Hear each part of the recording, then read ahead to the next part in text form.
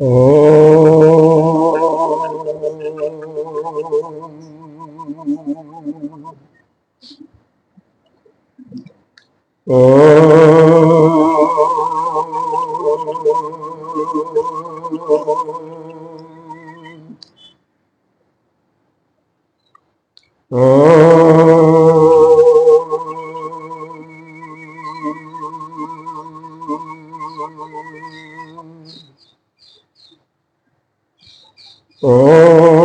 सहनावतु सहनो भुनक्तु सह वीर्यं करवावहै तेजस्विनावधीतमस्तु मा विद्विषावहै। ओम शांति शांति शांति। सच्चिदानंदरूपाय विश्वोत्पत्तादिहेतवे तापत्र विनाशाय श्रीकृष्णाय वयं नमः। नारायणं नमस्कृत्य नरं चैव नरोत्तमं देवीं सरस्वती व्यासं ततो जयमुदीरयेत्।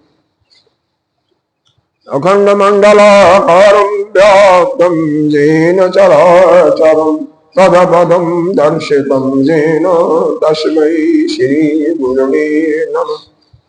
अज्ञानतिमिरान्धस्य ज्ञानाञ्जनशलाकया चक्षुरुन्मीलितं येन तस्मै श्रीगुरवे नमः।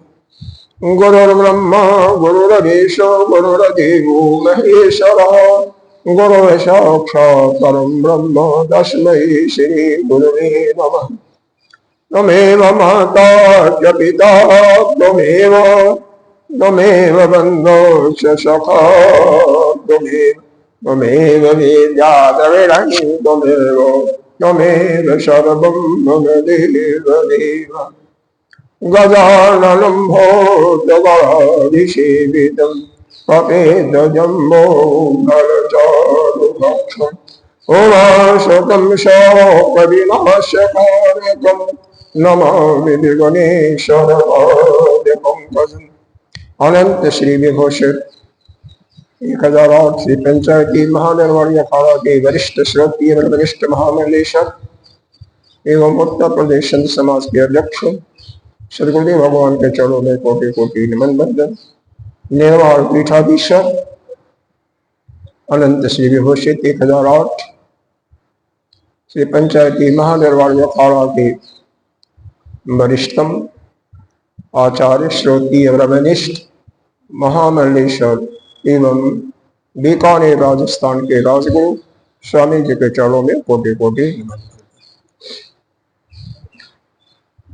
संतजन भक्तजन सभी के अंतःकरण में विराजमान आत्मस्वरूप परमात्मा को नमन करते हैं।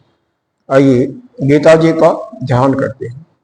ओम भारताय प्रतिबोधितां भगवता नारायणेन स्वयं व्यासेन ग्रथितां पुराणमुनिना मध्ये महाभारतम् अद्वैतामृतवर्षिणीं भगवतीम् अष्टादशाध्यायिनीम् अम्ब त्वाम् अनुसन्दधामि भगवत् गीते भगवद्गीते।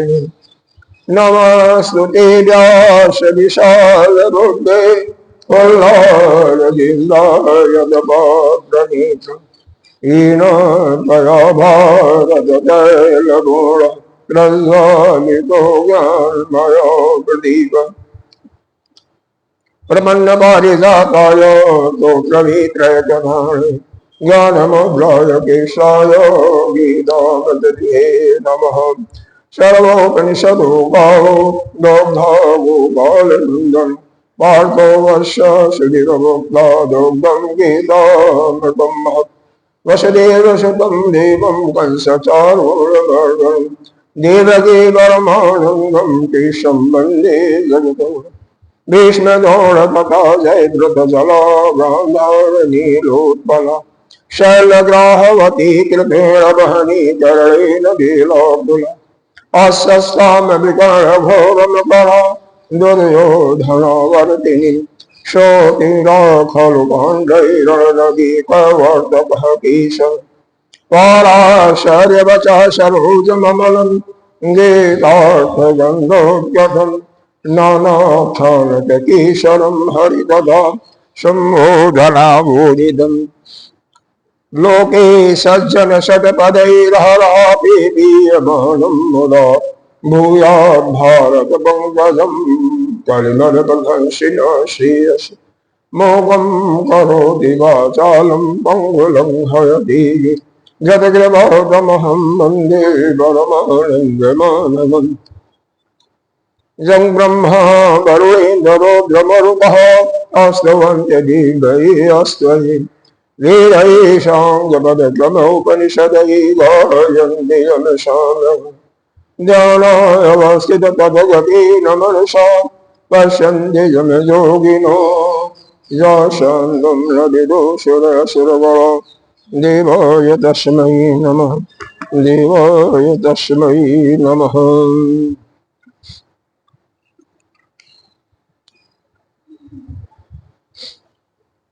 बीसवां श्लोक से पढ़ते हैं। आसुरीं योनिम् आपन्ना मूढ़ा जन्मनि जन्मनि माम अप्राप्य कौन्तेय ततो जानति अधमां गतिम्।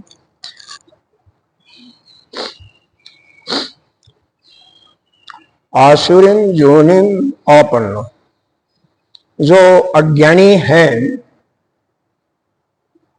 जिनके अंदर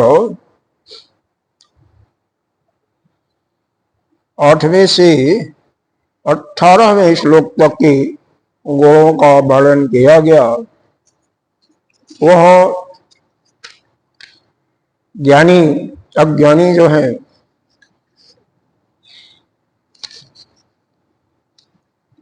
क्या करते हैं?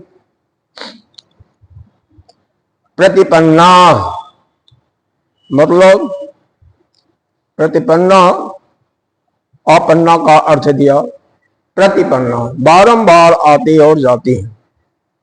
मोहा जन्मनि जन्मनि, यह जो अविवेकी हैं, प्रति जन्म तमो बहुलम एव जोनिषु जायमाना अधो गच्छन्तो मूढ़ा। जहां पर प्रकृति के 3 गुण बताए गए हैं, सत्य रज और तम, जहां पर तमोगुण की ही बहुलता होती है, उसी योनियों में जाकर के बारंबार गिरती हैं। तस्मात् अपि जाति अधमाम निकृष्ट तमाम गति, मतलब पहले योनि में इस समय जो योनि प्राप्त किए होते हैं, उससे और अधम योनि में उनको मैं डाल देता हूं और अधम योनि प्राप्त होती है। जैसे पीछे आया था, जो जिनके अंदर क्रोध की अधिकता होती है, क्रूरता होता है, उनको व्याघ्र या शेर इत्यादि योनि में डाल देते। तो जंगली जानवरों में व्याघ्र, शेर जो है सबसे राजा माना जाता है। भगवान कहते हैं जंगली जानवरों में मैं भी शेर ही हूं। मतलब जिनके अंदर विशेष गुण होते हैं, वह भगवान के होने का ही, प्रकट होने का ही यह बताता है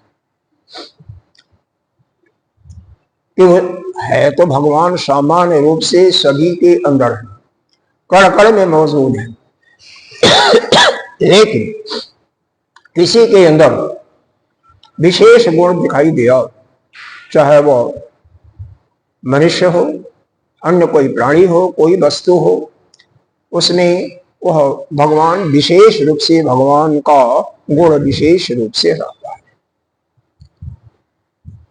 तो अब इस समय तो क्रूर योनि में हैं, लेकिन दोबारा जब, क्योंकि उनका जो स्वभाव है उसमें कोई परिवर्तन नहीं हुआ, भगवान को प्राप्त करने के लिए आगे नहीं बढ़े, बल्कि क्रूरता ही क्रूरता बढ़ती जाती है। तो दोबारा जो जन्म होगा तो उनसे उस जोनी में शेर से जो निकृष्ट जोनी है उसने डाल देंगे। जैसे भेड़ होता है वो भी सीधी टूटता है, बाद में कुत्ता होता है और क्रमशः छिपकली, फिर बाद में कीड़ी मकोड़े, नाना प्रकार के जोनियों में क्रमशः पहले थोड़ी सी श्रेष्ठ होती है, बाद में और जहां पर तमोगुण की दिक्कत होती है उसी जोनी में उनको डाला। इसी प्रकार से जो कोई दैवी संपदा का अनुसरण करने लगता है तो उसको जिस जोनी में है उससे ऊपर के जोनी में जहां पर सत्य गुण की अधिकता होगी उसमें डाला जाता है। धीरे धीरे जैसे वो कीड़ा मकोड़ा है तो उससे संशोधन हो गया, चूहा हो गया, उससे फिर आगे गाय हो गया, उससे आगे हाथी हो गया, उससे आगे जो है फिर बंदर हो गया, बंदर के बाद मनुष्य की जोनी प्राप्त हो गई। तो धीरे धीरे उसकी वह सतो गुण की जहां पर प्रधानता होती है उस जोनी को प्राप्त करता जाता है। लेकिन जिसके अंदर रजो तमो गुण की प्रधानता होती है उसको क्रमशः नीचे के निकृष्ट जोनियों में डाला जाता है। यह भगवान के यहाँ पर कहने का तात्पर्य है। और क्या माम अप्राप्त, मेरे को वह नहीं प्राप्त कर सकता, इति न प्राप्त हो कश्चित, ऐसे ऐसे कहने का जो तात्पर्य यह है कि मेरे द्वारा जो कहा हुआ श्रेष्ठ मार्ग बताया हुआ है, जो दैवी संपदा बताई हुई है, उसका उसको भी ना पार करके, उसको भी नहीं पाता है, उसको भी प्राप्त नहीं करता है, तो मेरे को कैसे प्राप्त होगा? यानी पहले तो उसके अंदर दैवी संपदा के गुण होना चाहिए। कल तो हमने आपको यह बता दिया था, एक बार रिपीट कर दिया था, इसका जो दैवी संपदा के 26 गुण होते हैं, और गणते जाइए, मैं आसुरी संपदा के गुणों को भी बता रहा हूं। असत्यम प्रतिष्ठम, जो असत्य में ही प्रतिष्ठित होता है, यानी झूठ ही बोलता है। और क्या? अपरस्परम संभूतम किन अकाम है तुकम, मतलब वह जीव जो है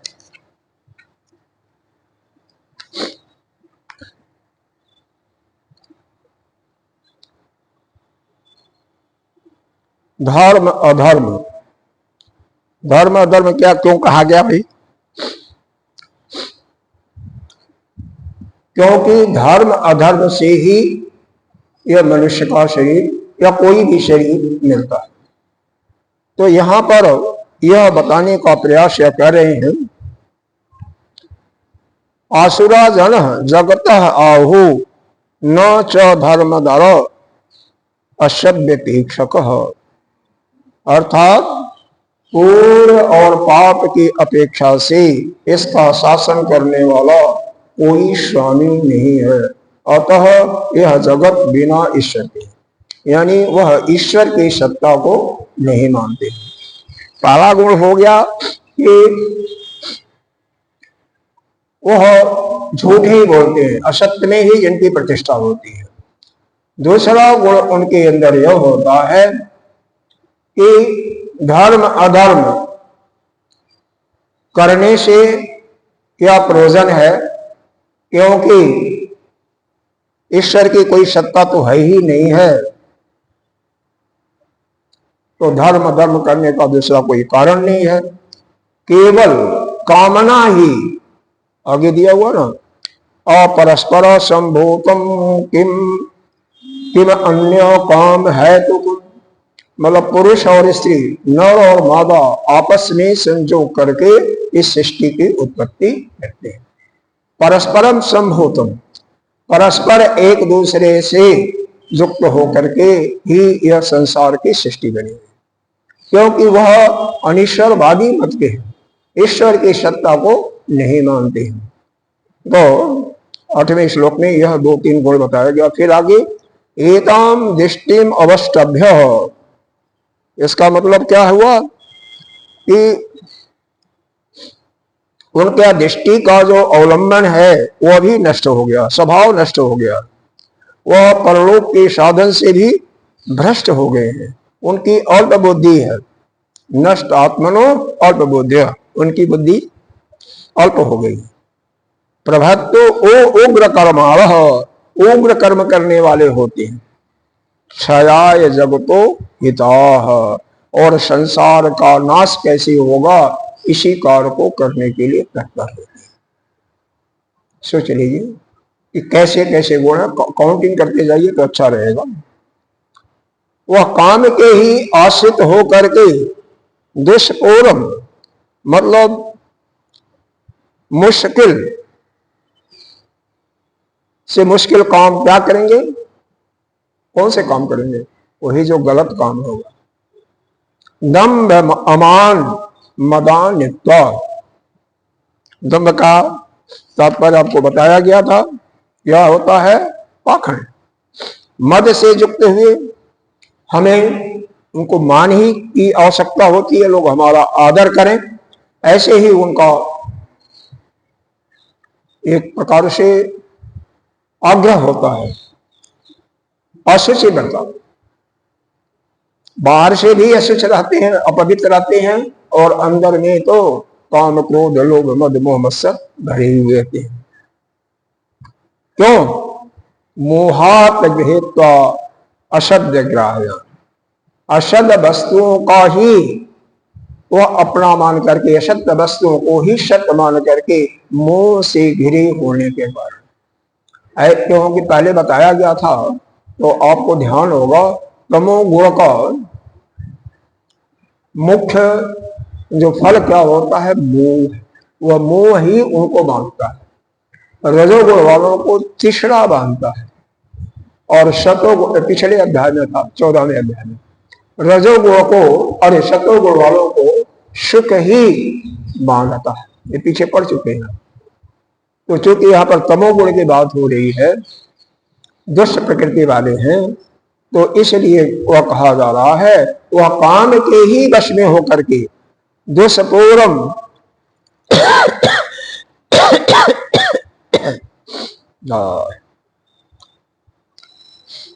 वह आश्रय किसका लेते हैं, कामना का, जो मुश्किल से मिलने वाला नहीं है, कामना की पूर्ति होने वाली नहीं है, लेकिन उसी का अवलंबन ले लेते हैं। पाखंड,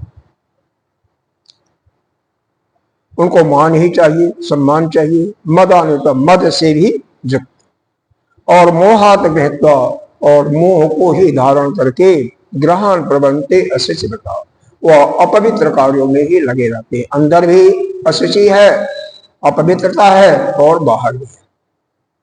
काम उपभोग परमा नहीं चिंताम परिमेयाम च प्रलयांतम उपासता,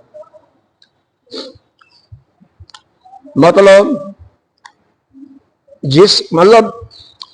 जिसकी यत्ता, मतलब बस इतना ही है, यत्ता का मतलब बस इतना ही है, उसको कहां तक है उसको जाना नहीं जा सकता, ऐसे अपार प्रलय तक, अपरिमेयाम च प्रलयांत उपासता, प्रलय तक चिंताग्रस्त हुए, काम उपभोग परमा एताव अदित निश्चिता, उसी में तत्पर हुए, विषयों का उपभोग करते हुए यही परम पुरुषार्थ है, ऐसा उनके अंदर निश्चय रखने वाले होते हैं। मतलब उनके कामनाएं कभी शांत नहीं होती, कामना बस इतना ही है, लेकिन इतना ही नहीं है, वह सैकड़ों, एक कामना समाप्त होती है, दूसरी तीसरी चौथी आती जाती है, तो उसी चिंता में वह पड़े हुए होते हैं। आशा पास सतय बद्धा काम क्रोध पर, आशा कभी किसी को आशा कहीं से होती है कुछ प्राप्ति का, तो वास्तव में वही आशा बांधता है।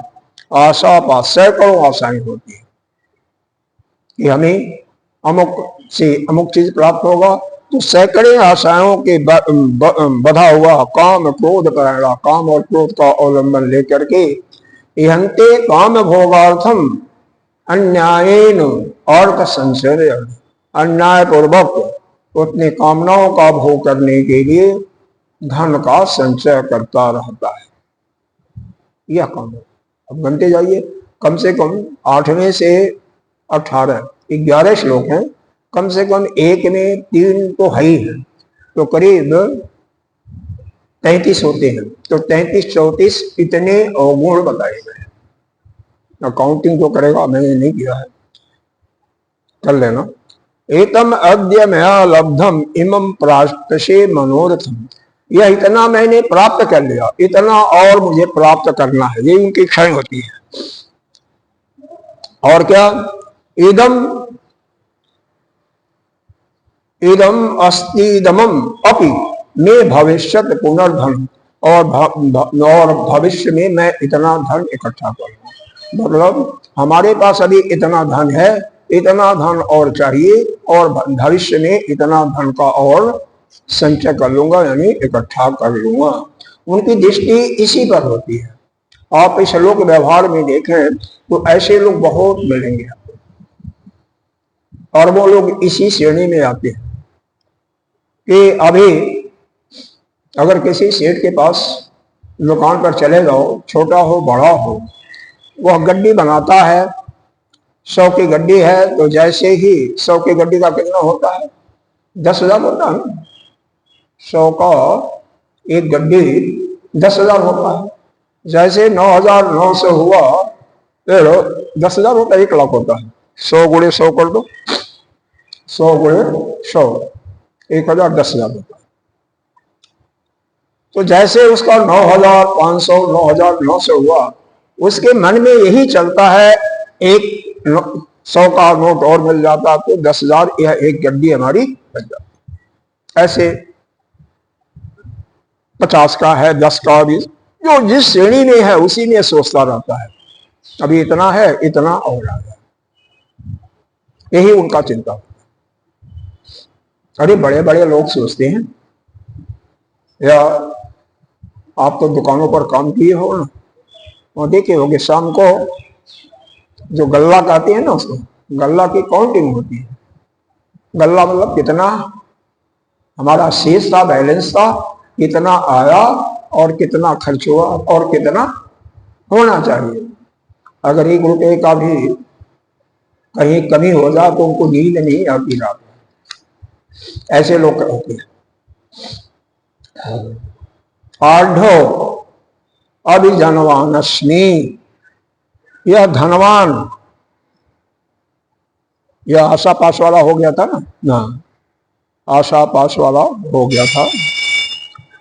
देखो भागवत में एक कहा गया है कि आशा परमं दुखम, निराशा परमं सुखम। आपको संसार से कुछ प्राप्त करने की इच्छा नहीं है तो आप सबसे सुखी हैं, और जहां कोई इच्छा है प्राप्त करने की, वहीं पर आप दुखी हैं। तो हमें क्या होना चाहिए, ऐसा कर्म करना चाहिए जिससे हम हर समय आनंद में है ना। एक दिन मैंने बताया था, न भूत के घटनाओं का चिंता करो, न आगे आने वालों का, भविष्य में क्या होने वाला है उसकी चिंता करो। वर्तमान को पकड़ के बैठे, अब भूत को पकड़ना चाहो तो हाथ खोल कर जाना पड़ेगा, तो यह वर्तमान भी चला जाएगा और भूत तो पकड़ नहीं सकते। और भविष्य को पकड़ना चाहोगे तो हाथ बढ़ाओगे, दोनों हाथों से भविष्य आएगा नहीं, तो वर्तमान भी गया और भविष्य। इसका मतलब हमें हर समय वर्तमान में ही रहना चाहिए। और देखो कुछ संत लोग तो यह मानते हैं कि केवल एक ही सत्ता है, भूत और भविष्य का कोई सत्ता ही नहीं, केवल वर्तमान है। क्योंकि अभी जो वर्तमान है एक क्षण के बाद क्या हो जाएगा, वो भूत हो जाएगा, और जो आगे है वो अभी भविष्य दिखाई देगा, फिर वर्तमान हो जाएगा। तो वास्तव में सब कुछ केवल वर्तमान ही वर्तमान है। 12वें श्लोक में यह स्पष्ट किया, केवल काम के भोगों के लिए ही अर्थ का संचय करते रहते हैं। क्यों? वह आशा सैकड़ों आशाओं के पास में वह बधे होते हैं और काम क्रोध का अवलंबन ले लेते हैं और उसी में बधे होते हैं। इदम अतीदम अपि मे भविष्यति पुनर्धनम असौ मैं हता शत्रु हनिष्ये च अपरान्ति। इदम अस्तीदम अपि मे भविष्यति इदम अपि मया लब्धम इमं प्राच्य मनोर्थम। ये श्लोक हो गया था कि मैंने इतना धन प्राप्त किया, इतना धन और हमें चाहिए, और पुनः हम इतना धन प्राप्त कर लूंगा। असौ मया हत शत्रु, मेरा जो ये परम शत्रु था देवदत्त नाम का, उसको तो मैंने मार गिराया, जो बहुत बलवान था।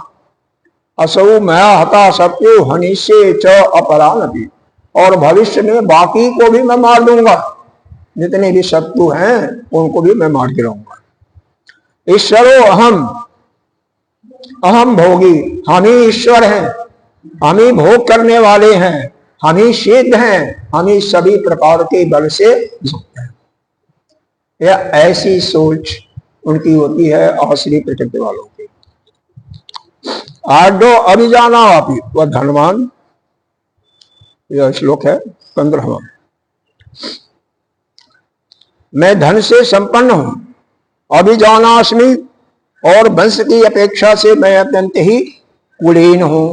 को अन्नो व सदृश, में मेरे सदृश और कोई संसार में नहीं है। जक्षे दास्यामि मोदिष्य इति अज्ञानम विमोहिता, क्योंकि वह अज्ञान से अविद्या से मोहित होते हैं। अज्ञान अविद्या से मोहित होते हैं ना, तो क्या कहते हैं? जक्षे मतलब यज्ञ करूंगा, और यज्ञ करके मैं क्या करूंगा? दूसरों का अपमान करूंगा। इसलिए कई लोग यज्ञ करते हैं या दान देते हैं तो दूसरों का अपमान करने के लिए कई लोग करते हैं। दान कहते हैं अगर कोई देता है, दाएं हाथ से देता है, बाएं हाथ को भी न पता चले, तो वही सात्विक दान होता है। अगर एक पैसा भी किसी ने दिया और उसके अंदर इच्छा हो गई कि नहीं है तो हमारा बहुत गलत हुआ, हमारा तो नुकसान हो जाएगा, बहुत हमने अच्छा नहीं किया, तो उसका दान देना निरर्थक हो जाता है। या दान दे करके लोगों से बताता कि मैंने इतना किया इतना किया, तो उसका जो पुण्य होता है दान के माध्यम से वह सब समाप्त हो जाता है। जयंते नाम यज्ञ दंभ न विधि पूर्वकम, मतलब वह यज्ञ केवल नाम मात्र का करते हैं, वह दंभ पाखंड से जो होता है अविधि पूर्वक, शास्त्र के अनुसार नहीं होता, लेकिन शास्त्र के विरुद्ध होता है, इसीलिए उनका कोई लाभ नहीं होता है। बाद में अहंकार, बल, अहंकार का तो समझाया था। क्या समझाया था? भाई यह मेरा है, यह मेरा घर है, यही अहंकार है ना। यह मेरा शरीर है। बल, बल से भी दूसरों के नुकसान करने के लिए होता है। दर्प, धर्म का उत्क्रमण करना। कामना, क्रोध, चसता। मम आत्म परदेहोस प्रतिविशंतो अवशोषूयता,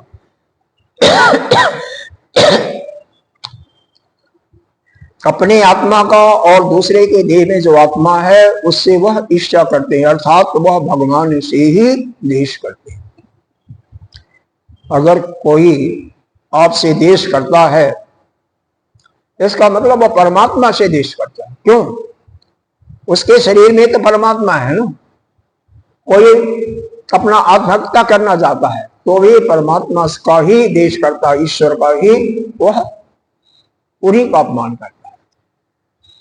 इसलिए हमें कभी भी ईश्वर का अपमान नहीं करना, मतलब किसी का भी, चाहे अपना हो या दूसरे का हो। हर एक शरीर में, हर एक प्राणी में वही ईश्वर आत्मा के रूप में विराजमान है, या मैं ही, मेरी आत्मा सब में विराजमान है, ऐसी जिसकी बुद्धि हो जाती है उसी का कल्याण होता है। और प्रद्विषंतो अभ्य असूय का, जो अच्छे रास्ते पर चलते हैं उनका वह निंदा करते रहते हैं, संत जनों का वह निंदा करते रहते हैं। इस प्रकार से यहाँ पर जितना भी गुण हुआ होगा, अवगुण, इतना अवगुणों की चर्चा, इसमें से तीन विशेष करके बताया, काम, क्रोध और यही सबका जननी है। अब आगे 21वां श्लोक बता रहे हैं। इसके पहले कुछ संगति दे रहे हैं भगवान भास्कर। सर्वस्व आसुर्या संपद संक्षेप अयम उच्यते। सभी आसुर्या संपदम, समस्त आश्रय संपदाओं का हमने संक्षेप में वर्णन किया।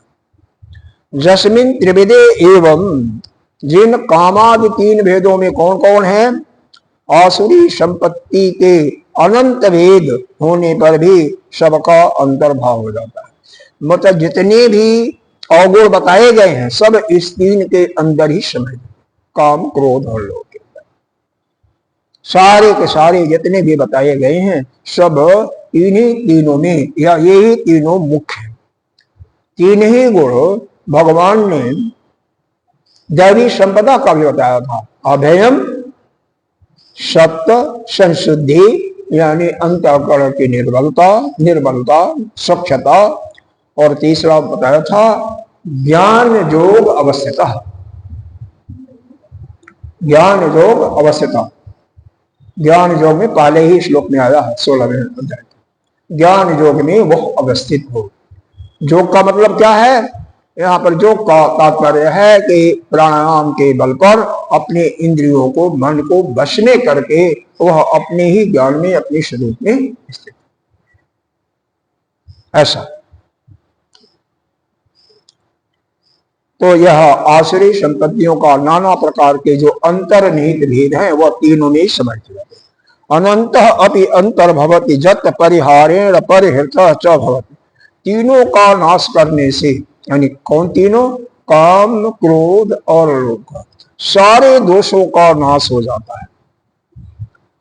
और यदि मूलम सर्वस्व अनर्थस्य तद एतत् उच्यते, और सभी अनर्थों का जो मूल कारण है अब उसका वर्णन किया जा रहा है। बस काम, क्रोध और लोभ को अपने अंदर से निकाल दो, जो भी निकाल दिया, यह समझिए कि वह सभी दोषों से मुक्त हो गया। आगे जो है अनर्थों का जो मूल कारण है उसकी चर्चा करें। त्रिविधम नरकस्य इदम द्वारम नाशनम आत्मनः। यह तीन प्रकार के नरक के दरवाजे,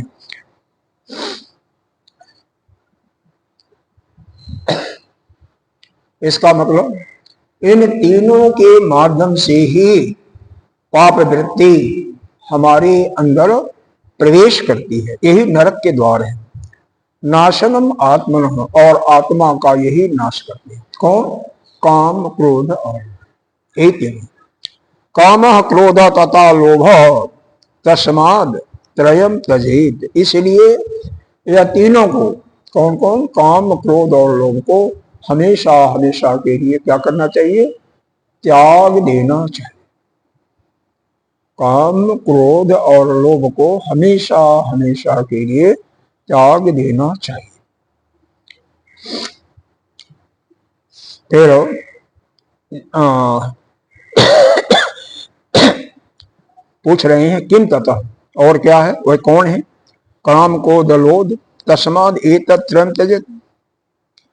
इन तीनों का त्याग कर देना चाहिए। क्यों करना चाहिए? काम क्रोध लोभ का क्यों त्याग करना चाहिए? तो कह रहे हैं जत एतत् द्वारम नाशनम आत्मा, यही तीनों आत्मा का नाश करते हैं। तस्मात् कामादित्रयम् एतत् त्यजेत त्यागस्ति, इसीलिए इन तीनों को अच्छी प्रकार से अपने अंदर से निकाल देना चाहिए। एक प्रकार से इस श्लोक में त्याग की यानी वैराग्य की स्तुति की गई है। हमें वैराग्य को ही धारण करना चाहिए। वैसे जगह जगह बताया गया है केवल वैराग्य ही हम लोगों का कल्याण कर सकता है, इसलिए संसार से वैराग्य ही होना चाहिए। और कोई वैराग्य का मतलब समझ रहे हैं? संसार में जो कुछ दिखाई दे रहा है वह सब असत्य है, मिथ्या है। वास्तव में तो सब परमात्मा ही विभिन्न रूपों में वहां पर खेल रहा है। परमात्मा ही, परमात्मा का तो कुछ नहीं है। और हम क्या अपने मन में वह जो असत्य दैत भाव है उसके प्रति क्या बना लेते हैं अपने हृदय में, यही जो है सत्य है, सतत बुद्धि बना लेते हैं। और यही हमारे लिए सुखकारक है, यही हमारे लिए सभी भोगों को देने वाला है, यही सभी सुखों को देने वाला है। यही बुद्धि हमारा पतन करती है।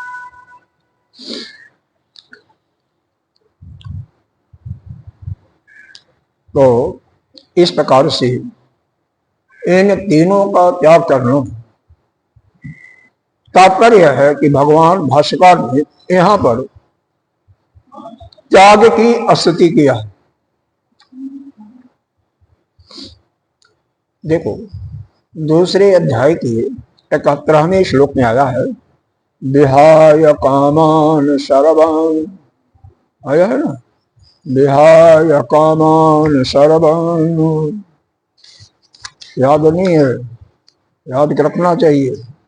दूसरे अध्याय का 71 श्लोक है विहाय कामान सर्वान् कामन्य सर्वान् पुमां चरति निस्पृह निर्ममो निरहंकार स शांतिम अधिगच्छति।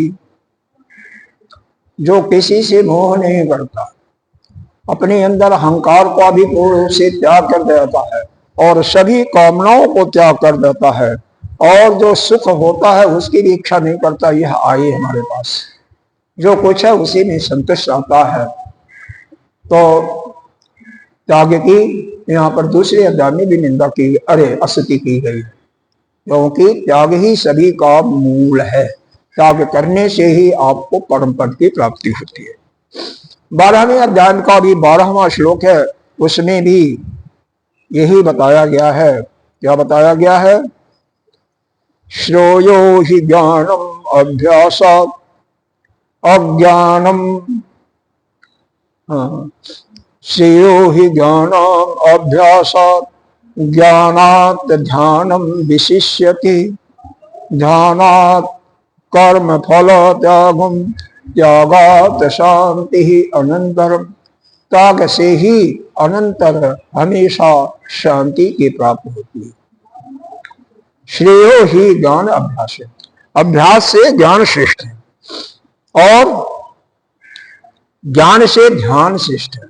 विशेष ध्यान, ध्यानात् कर्म फल त्याग, ध्यान से भी श्रेष्ठ क्या है? सभी कर्मों के फलों का त्याग। क्यों? त्याग से अनंत शांति की प्राप्ति होती है। तो त्याग से ही शांति की प्राप्ति होती है। इसलिए साधन चतुष्टय में भी वैराग्य को दूसरे नंबर पर ही लिया। पहले नंबर पर विवेक, दूसरे पर वैराग्य, तीसरे पर शमदमादि खट संपत्तियां, और चौथे में मुमुक्षत्व की भावना लिया। तो इसका विशेष महत्व है। किसका? त्याग का। बिना त्याग किए हुए किसी का कल्याण इस युग में नहीं हो सकता। देखो वैसे देखो, एक बंदर है, दृष्टांत समझो। बंदर को चना बहुत प्रिय होता है। चना का गंध, अगर चने को किसी घड़े में रख दो, घड़ा क्या होता है, ऊपर से पतला होता है और नीचे चौड़ा होता है। वो हाथ जब डाल करके, क्योंकि उसको गंध मिला, ये यहाँ पर हमारे उपभोग की बहुत सुंदर चीजें हैं, तो मुट्ठी बंद कर लेता है, पूरा भर जाता है, फिर हाथ निकालता है तो वो हाथ निकलता नहीं है, वो सोचता है कि घड़े ने मेरे को पकड़ लिया, घड़े ने मेरे को बांध दिया। इसी प्रकार से आपको संसार ने नहीं बांधा है, बल्कि आप स्वयं इस संसार में बने। आप सोचते हो ना कि घर वालों ने मेरे को बांध दिया, या धन संपत्ति है उसके कारण आप बंधे, ना, कोई बंधने वाला नहीं, आप स्वयं बंधे हो। वही बंधन जब मुट्ठी खोल देगा तो अपने आप से उसमें से निकल जाएगा। ऐसे ही एक संत किसी शिष्य को समझाते हैं कि बेटा, यह संसार जो है ना, सभी अनर्थों का मूल कारण है। जितने, क्या आवाज नहीं आ रही? अरे, सभी जो अनर्थ हैं सबका मूल कारण क्या है? यही संसार। तो इस संसार से अपना कोई संबंध नहीं रखना चाहिए, यानी संसार से अपना संबंध त्याग कर देना चाहिए। शिष्य कहता है कि गुरुदेव, आप बात तो ठीक कह रहे होंगे, मुझे नहीं पता, लेकिन यह संसार हमें पकड़ रखा है, यह संसार हमें पकड़ रखा है, तो इससे यह हमें छोड़ नहीं रहा है, जब हमें छोड़ नहीं रहा है तो हम इसमें बढ़ गए। गुरुदेव ने कहा अच्छा ठीक है, चलो। दूसरे दिन कहते हैं चलो बागीचे में हम थोड़ा सा क्या करते हैं, बागीचे में जाकर के भ्रमण करते हैं। हाँ, भ्रमण करते हो, आप लोग भी करते हो। शिष्य का था ठीक है, चलिए गुरुदेव। अब जब वो बागीचे में गए, एक बहुत बड़ा पेड़ था जो उनके दोनों बाजुओं में आ जाता है, ऐसा उन्होंने, कौन, गुरु ने उसको ऐसे पकड़ लिया और चिल्लाने लगे, अरे अरे मेरे को यह पेड़ ने पकड़ लिया है, मेरे को बचाओ बचाओ, पेड़ ने पकड़ लिया। शिष्य कहता है गुरुदेव, पेड़ थोड़ी पकड़ा है, अरे आपने पकड़ा हो, आप छोड़ दो, हो जाएगा। चिल्ला रहे हैं। बहुत जब कहता है तो कहते हैं बेटे देख, इसी प्रकार से संसार ने तेरे को नहीं पकड़ा है, बल्कि तुमने संसार को पकड़ा है। यह जो बुद्धि है ना, उसको त्याग, उसको छोड़ दो, त्याग दो। जैसे यह वृक्ष हमें नहीं पकड़ा बल्कि हमने पकड़ा है, वैसे ही आप इस संसार को पकड़ रखे हो। अब संसार को पकड़ रखे हो तो संसार कैसे छूटेगा? नहीं छूट सकता ना। नहीं, जो जिसको पकड़ा होगा उसी को, तो जो भी जिसको पकड़ा होगा, अगर संसार को पकड़ा है तो संसार को त्यागेगा कौन? आपको खुद त्याग करना पड़ेगा। जैसे दो दृष्टांत दे दिए गए, एक बंदर का और दूसरा दृष्टांत दे दिया गया गुरु और शिष्य का। तो इसलिए इसमें किसी का कोई दोष नहीं है, सारा दोष किसका है? आपका ही है। आपने ही इस संसार को पकड़ रखा है, इसलिए संसार को छोड़ो। इसका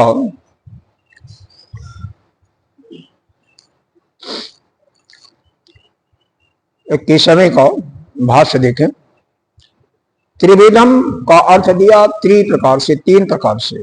नरकस्य प्राप्त मतलब 3 प्रकार से हमें नरक की प्राप्ति होती है। इदम द्वारम नाशनम आत्मनो मतलब यद द्वारम प्रविशन एवं नश्यति आत्मा कस्मात् चित्त पुरुषार्थाय योगो न भवति। अर्थात जो इस दरवाजों से, कौन दरवाजे? काम क्रोध और मोह, काम क्रोध और लोभ, इन दरवाजों से जो इसमें प्रवेश करता है, बहुत सुंदर चीज लिखा है, तो वह तीनों नरक के द्वार जो है आत्मा का नाश कर देते हैं। इसलिए जो आत्मा का नाश करने वाला है उसको त्याग कर देना चाहिए। इसलिए यहाँ पर त्याग की स्तुति की है। एतै विमुक्तः कौन्तेय तमो द्वारै त्रिभिः नरः आचारात् आत्मनः श्रेयः ततो जाति परम गति। हे कुंती पुत्र, यह काम आदि जो है, आदि का मतलब दुख और मोह रूप जो अंधकार हैं वह नरक के द्वार है। इन तीनों द्वारों से जो छूट जाता है और मनुष्य फिर दैवी संपदा का आश्रय ले लेता है, आत्म कल्याण का साधन अपना लेता है, वह काम आदि के जो वश में पहले था उससे वह अलग हो जाता है। क्योंकि काम के वश में जो आता है उसका नाश हो जाता है, इसीलिए ऐसा कहा गया है कि उसका नाश हो जाता है। और उस साधन से जब यह छोड़ करके वह दैवी संपदा के गुणों को अपने अंदर धारण करता है तो वह परम गति को प्राप्त करता है, अर्थात मेरे को ही प्राप्त कर सकता है। तो एतै विमुक्तः कौन्ते, हे कौन्ते, कौन्ते कहते हैं कुंती के पुत्र अर्थात अर्जुन को, तमो द्वारै त्रिभिः नरः, यह काम दुख और मोह रूप यह जो अंधकार है यह नरक के दरवाजे हैं। जो साधन करता है, क्या साधन करता है? आत्म कल्याण का साधन करता है। आत्म कल्याण का साधन कैसे होगा? दैवी संपदा के अंतर्गत जो 26 गुण बताए गए थे पहले से तीसरे श्लोक में, जो या दूसरे शब्दों में समझें, जो काम के बस में बसने से फिर उन गुणों को छोड़ दिया है, फिर वह साधना नहीं कर रहा है, तो कह रहे हैं जब वह साधना नहीं करेगा, दैवी संपदा के जो गुण बताए गए हैं उनको धारण नहीं करेगा तो उसको नाश हो जाएगा उस साधन से, और वह करेगा तो उसी साधन से वह परम गति उसको प्राप्त होती है। कल आए होंगे तो 26 गुणों को बताया था, उनको ध्यान रखिए। 26 गुण, उसमें से 3 मुख्य थे, अभयम, सत्य संशुद्धि यानी अपने अंतःकरण की शुद्धि, और तीसरा था ज्ञान में ही अवस्थित होना योग के माध्यम से। मतलब योग का माध्यम मतलब अपने मन और इंद्रियों को वश में करके अपना जो स्वरूप है वह परमात्मा का जो स्वरूप है, अपना स्वरूप है, आप ही नित्य शुद्ध बुद्ध मुक्त परमात्मा है, उसी रूप में अवस्थित होना ही आपका क्या कहा जाता है, वही आपके कल्याण का रास्ता है। और जब काम क्रोध मोह के दरवाजे से घुसोगे तो फिर भाई आपका तो नुकसान ही होगा, नुकसान के और कुछ नहीं होगा। आपका कल्याण जो होना था वहां पर क्या हो जाएगा? बाधा हो जाएगी, आपका नुकसान ही नुकसान होगा, आप उससे बच नहीं सकते। अच्छा, किम आत्मनः श्रेयो जति प्रतिबद्ध पूर्वम न आचरति तदगमात् आचरति ततः तद आचरणा जाति परमाम गति मोक्षम अभिति। मतलब कामादि के वश में, काम क्रोध और लोभ के वश में जिस गुणों का, जिस साधना का उसे करना चाहिए वह नहीं कर रहा था, क्योंकि वह काम में अंधा हो गया था, मोह में अंधा हो गया था। अरे कोई किसी से मोह करने लगे तो देखो क्या होता है, उसी का बार बार चिंतन करोगे। जैसे आपका मोह हो गया, राग हो गया, आसक्ति हो गई, उसी का चिंतन करोगे। जब उसका चिंतन करोगे तो परमात्मा का चिंतन कैसे कर सकते हो? आप बिल्कुल नहीं कर सकते। तो इसलिए यहां पर भगवान ने बताया कि यह काम, क्रोध और लोभ, यह तीनों नरक के ही दरवाजे हैं।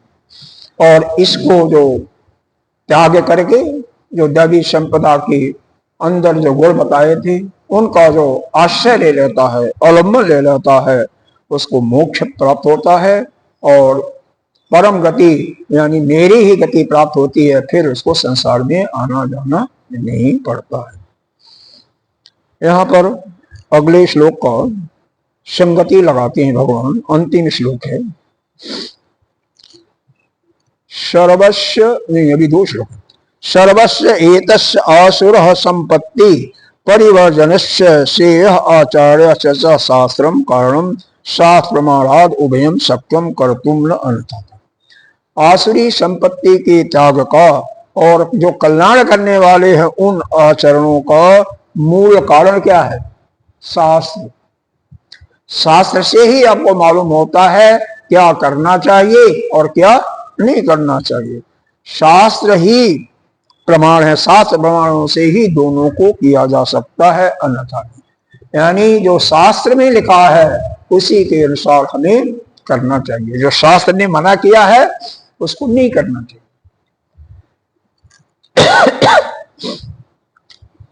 अगला इसी को पुष्टि करने के लिए अगला श्लोक है जह शास्त्र विधि उत्सृज वर्तते कामकारतः न च सिद्धिम अवाप्नोति न सुखम न पराम गति। मतलब जो पुरुष शास्त्रम और विधिम उत्सर्ज, शास्त्र के अंदर जो विधि बताया उसको छोड़ करके या शास्त्र के अगेंस्ट जिसका छोड़ने के लिए कहा है उसी का आश्रय लेकर के वर्तते काम कारतः, कामनाओं से युक्त होकर के बरत रहा है, उसी के अनुसार कार्य कर रहा है। न स सिद्धि मापनोति, उसको कभी भी सिद्धि इस संसार में नहीं प्राप्त होती है, न सुख होता है न उसकी पराम गति ही होती है। इसलिए हमें क्या करना चाहिए? हमें शास्त्र के नियम का ज्ञान, हमें क्या करना चाहिए क्या नहीं करना चाहिए, शास्त्र ही हमें प्रतिपादित करते हैं। इसलिए शास्त्र के द्वारा हमें क्या करना चाहिए क्या छोड़ना चाहिए उसका वहां से अपने कर्तव्य का और कर्तव्य का निर्धारण कर लेना चाहिए और उत्सृज मतलब त्यक्त्वा, उसे छोड़ करके इसको जो कार्य करने के अयोग्य हैं उनको छोड़ करके जो विधि निषेध बोधक आदेश है उसको छोड़ करके जो काम अप्रोक्त सन, जो कामनाओं में अपने कामना के अधीन होकर के कार्य को बढ़ता है, संसार में व्यवहार करता है, न स सिद्धिम पुरुषार्थ योग्यताम, वह पुरुष कभी भी सिद्धि को प्राप्त नहीं हो।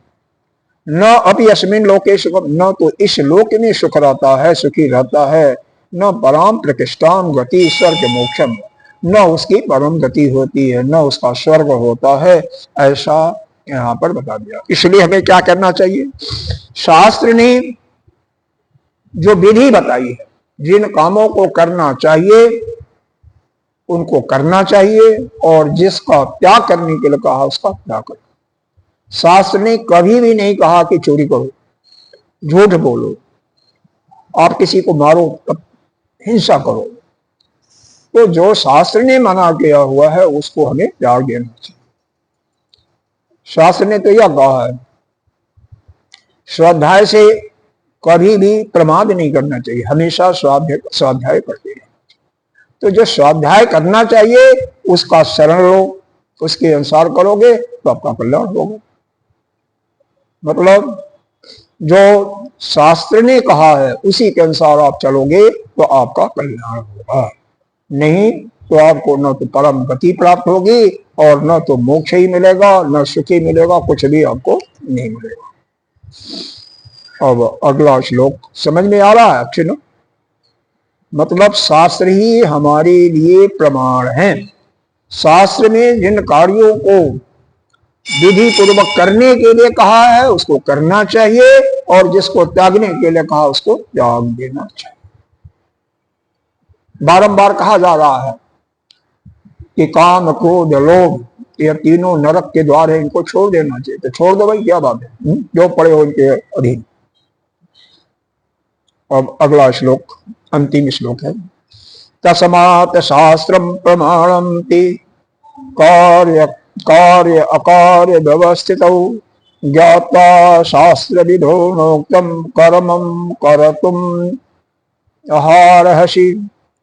इसलिए शास्त्र ही हमारे लिए प्रमाण है कि कार्यावन कर्तव्य अवश्य हो, क्या कर्तव्य हमारे लिए करने योग्य है, क्या कर्तव्य नहीं करने योग्य है, इसमें हमारे शास्त्र ही प्रमाण हैं। क्या करना चाहिए क्या नहीं करना चाहिए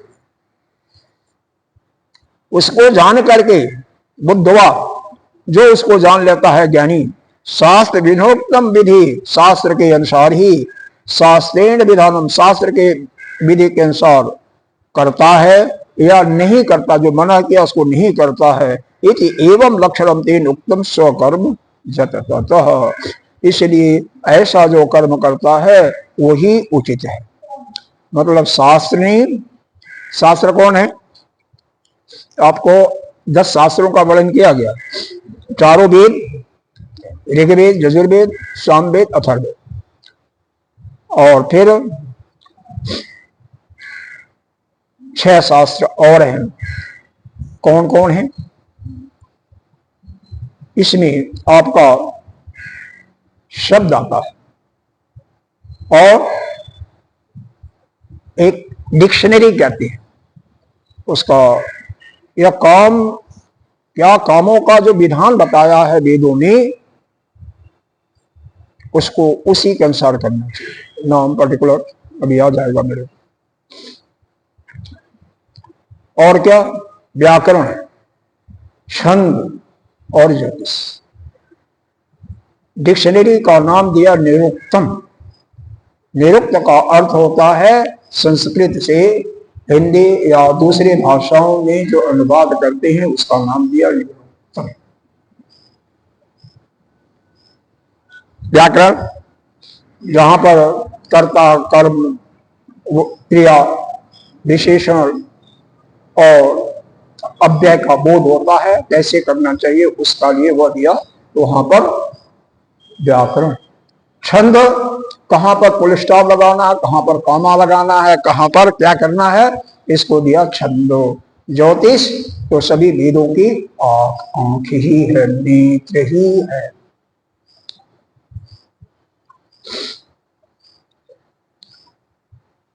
और कर्मकांड जो करना है उस विधान के अनुसार जो शास्त्र में कहा गया वैसे ही कर्मों को करना। जैसे किसी को पुत्र की प्राप्ति की इच्छा है तो पुत्रेष्टि यज्ञ उसको करना ही पड़ेगा। किसी को लक्ष्मी की प्राप्ति की इच्छा है तो माता लक्ष्मी को प्रसन्न करना ही पड़ेगा। किसी को बुद्धि चाहिए तो गणेश जी का या शिव जी का आवाहन करना ही पड़ेगा। तो जैसा जो चाहिए किसी को उसके अनुसार ही उसको काम करना पड़ेगा। तो कार्य कारण, कार्य और कर्तव्य का व्यवस्था रखने के लिए शास्त्र ही हमारे पास प्रमाण है। तो शास्त्र के विधि को जान करके कर्मम कर्तुम अर्हसि, हमेशा कार्य जो करता है उसी का कल्याण होता है। भाष्य में यही दिया, तस्मात् शास्त्रम प्रमाणम, इसका अर्थ दिया ज्ञान साधनम ते इव कार्य कर्तव्य अवस्थितौ। मतलब कर्तव्य अकर्तव्य व्यवस्थानम ततो ज्ञात्वा बुद्धवा सात विनोक्तम विधि विधानम शास्त्रेण विधानम शास्त्र विधानम कुर्यात्। मतलब कर्तव्य और अकर्तव्य का जो व्यवस्था है तेरे लिए क्या शास्त्र ही प्रमाण है। हे अर्जुन, शास्त्र के अतिरिक्त और कोई प्रमाण नहीं है, अर्थात ज्ञान प्राप्त करने का साधन है जो शास्त्र ने बताया है। अतः शास्त्र से जो कहा हुआ है विधि, उसी को समझ करके वही जो आपको आज्ञा दिया हुआ है, जो कर्म करने का आदेश दिया, उसी को कहते हैं विधान। शास्त्र द्वारा जो ऐसी आज्ञा दी जाए कि यह कार्य करो और यह मत करो, वही शास्त्र का विधान है। उससे बताए हुए स्वकर्म को जान करके तो इस कर्म क्षेत्र कार्य को करना उचित है। यह शब्द जिस भूमि में कर्मों का अधिकार है, उसी का लक्ष्य करवाने वाला होता है। तो